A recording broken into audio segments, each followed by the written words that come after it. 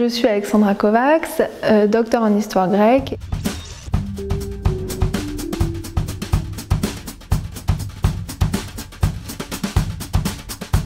J'ai été influencée un peu par, en tout cas imprégnée par les discours modernes sur le végétarisme. Je me suis dit, il y en a peut-être aussi dans l'Antiquité réellement. Je me suis aperçue en effet qu'il y avait toute une littérature autour de la question de l'abstinence de viande.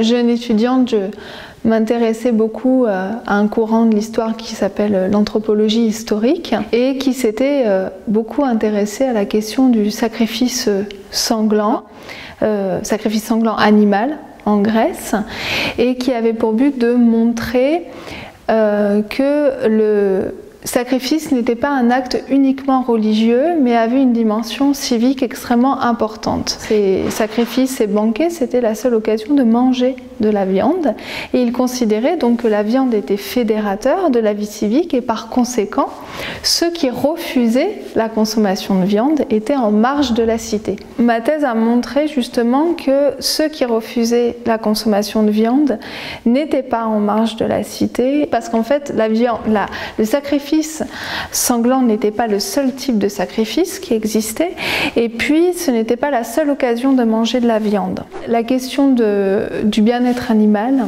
n'était pas forcément plus développée qu'aujourd'hui. Elle était existante, mais en tout cas les arguments étaient un peu différents qu'aujourd'hui. Il n'y avait pas la dimension écologique, par exemple. C'est vraiment une réflexion plus sur l'animal. Qu'est-ce qu'un animal? Est-ce que l'animal ressent les choses, a conscience de ce qui lui arrive, notamment quand on le tue pour ensuite le consommer? Ces questions-là apparaissent. Finalement, c'est un thème qui est très contemporain et vraiment d'actualité. Il faut quand même nuancer, attention à faire la distinction entre l'Antiquité et aujourd'hui. Mais c'est des questionnements en fait qui interrogent et surtout qui interrogent aussi la place que l'on a dans la société suivant l'alimentation que l'on adopte. C'est des questions en fait qui sont encore extrêmement présentes aujourd'hui, et c'est intéressant de constater que ça l'était déjà dans l'Antiquité. Ma thèse, elle peut être utilisée par des personnes qui s'intéressent à ces questions, bien évidemment, qui s'intéressent au végétarisme, que ça soit par intérêt, conviction ou justement par refus, par contradiction, par des spécialistes de l'Antiquité.